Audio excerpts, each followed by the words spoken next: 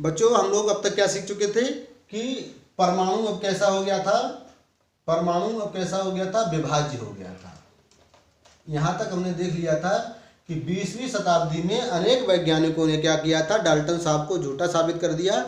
उन्होंने कहा कि भैया अब ये परमाणु कैसा है, विभाज्य है। तो उनके अनुसार क्या था, परमाणु कैसे मिलकर बना है, इलेक्ट्रॉन, दूसरा प्रोटॉन और तीसरा न्यूट्रॉन। ठीक है, 20वीं शताब्दी में वैज्ञानिकों के अनुसार जो परमाणु है इलेक्ट्रॉन, प्रोटॉन, न्यूट्रॉन से मिलकर बना है। इलेक्ट्रॉन को हम ई से प्रदर्शित करते हैं और इसके ऊपर जो इलेक्ट्रॉन पर जो आवेश होता है वो ऋणावेश होता है, एक इकाई ऋणावेश होता है। प्रोटॉन को क्या करते हैं हम पी से प्रदर्शित करते हैं और इसके ऊपर एक इकाई धनावेश होता है। न्यूट्रॉन को हम एन से प्रदर्शित करते हैं और न्यूट्रॉन के ऊपर कोई चार्ज नहीं होता है, ये उदासीन होता है, ना तो इस पर माइनस का चार्ज होता है ना प्लस का चार्ज होता है। सवाल देखिए यहाँ से बनने शुरू हो गए। इलेक्ट्रॉन पर कौन सा आवेश होता है, इलेक्ट्रॉन पर एक इकाई ऋणावेश होता है, प्रोटॉन पर धनावेश होता है और न्यूट्रॉन पर ना तो ऋणावेश होता है और ना ही उस पर क्या होता है, धनावेश होता है। अब इलेक्ट्रॉन प्रोटॉन की खोज किसने की, इलेक्ट्रॉन प्रोटॉन पर खोज के लिए आप ये फार्मूला नोट कर लेंगे, ईंट पर नाच, ईंट पर नाच। ई से इलेक्ट्रॉन, ई से इलेक्ट्रॉन और इलेक्ट्रॉन की खोज किसने की थी, टॉमसन, जे टॉमसन ने।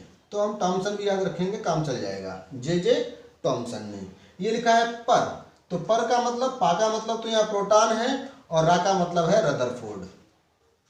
किसने की थी, रदरफोर्ड ने। ठीक है, नाच, ना का मतलब न्यूट्रॉन है और चा का मतलब है जेम्स चैडविक।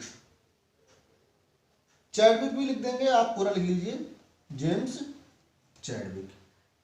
इलेक्ट्रॉन की खोज किसने की भाई, टॉमसन ने। प्रोटॉन की खोज रदरफोर्ड ने, न्यूट्रॉन की खोज जेम्स चैडविक ने। अच्छा, अब इलेक्ट्रॉन का द्रव्यमान कितना होता है, देखिए इलेक्ट्रॉन, प्रोटॉन, न्यूट्रॉन सबके द्रव्यमानों की तुलना जो होती है वो हाइड्रोजन के द्रव्यमान से करते हैं हम।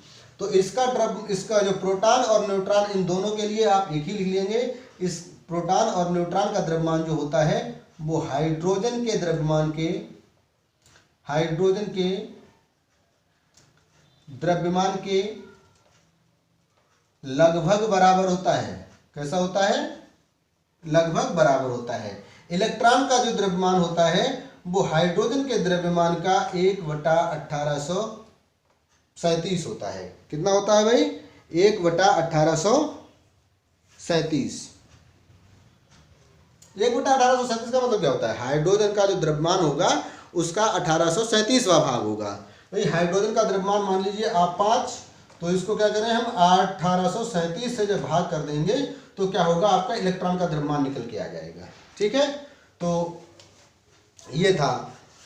तो अब क्या था, आज हमने क्या देखा भैया, इलेक्ट्रॉन जो प्रोटॉन होता है, प्रोटॉन के अब मूल कण कितने हो गए, 3, इलेक्ट्रॉन, प्रोटॉन, न्यूट्रॉन।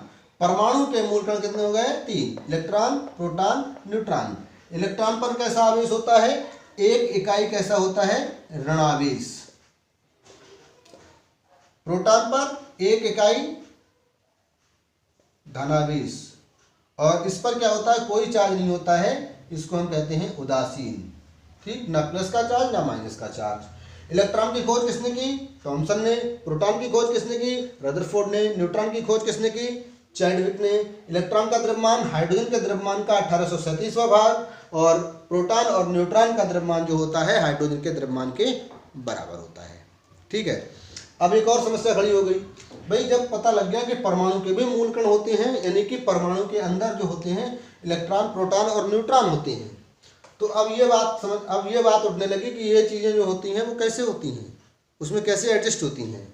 क्योंकि परमाणु जो होता है वो कैसा होता है, परमाणु पर भी कोई आवेश नहीं होता। देखिए ये मान लीजिए परमाणु है, तो इस पर हम कोई चार्ज नहीं लगाएंगे, ना प्लस का चार्ज लगाते हैं ना माइनस का, और ना ही इस पर मतलब प्लस माइनस कुछ नहीं लगेगा, ये उदासीन होगा। जैसे न्यूट्रॉन होता है उस तरह से ये उदासीन होता है। ठीक है, तो जब पता लगा कि परमाणु के अंदर जो होते हैं इलेक्ट्रॉन, प्रोटॉन और न्यूट्रॉन होते हैं, तो फिर ये बात उठी कि भाई अब ये कहाँ होते हैं, इनकी स्थिति क्या होती है। तो आप ये समझ लीजिए कि परमाणु जो होता है, मान लीजिए ये एक परमाणु है, ठीक है। तो परमाणु के दो भाग होते हैं, एक ये भाग होता है बीच का भाग, इस बीच के भाग को हम क्या कहते हैं, नाभिक कहते हैं। ठीक है, तो इसमें नाभिक में क्या होता है, प्रोटॉन प्लस न्यूट्रॉन। प्रोटॉन और न्यूट्रॉन जो होते हैं वो कहाँ होते हैं, नाभिक के अंदर होते हैं। ठीक है, प्रोटॉन और न्यूट्रॉन नाभिक के अंदर होंगे, जो इलेक्ट्रॉन होंगे वो नाभिक के बाहर बहुत सारी कक्षाएं होती हैं, इन कक्षाओं में क्या होती हैं, इलेक्ट्रॉन घूमते रहते हैं। नाभिक दो भाग हो गए भाई, एक तो नाभिक और ये किसको कहते हैं, बाहरी भाग। ठीक है, बाहरी भाग, जिसमें ये जो लाइनें बनाई हैं इनको कक्षा बोलते हैं, वो आगे देखेंगे हम लोग। फिलहाल परमाणु के दो भाग हो गए, एक नाभिक और एक बाहरी भाग। नाभिक में क्या होता है, प्रोटॉन और न्यूट्रॉन पाए जाते हैं, इलेक्ट्रॉन नाभिक के बाहर चारों ओर कक्षाओं में गति करते रहते हैं। ये सारी बातें किसने बताई, आगे आने वाले जो वैज्ञानिक हैं, बोर हैं, नील्स बोर, ठीक है, रदरफोर्ड, कई वैज्ञानिक हैं जिन्होंने ये बताया। ये अब पहले क्या दी गई, जब परमाणु की खोज हुई तब डाल्टन ने क्या दे दिया, परमाणु सिद्धांत दे दिया।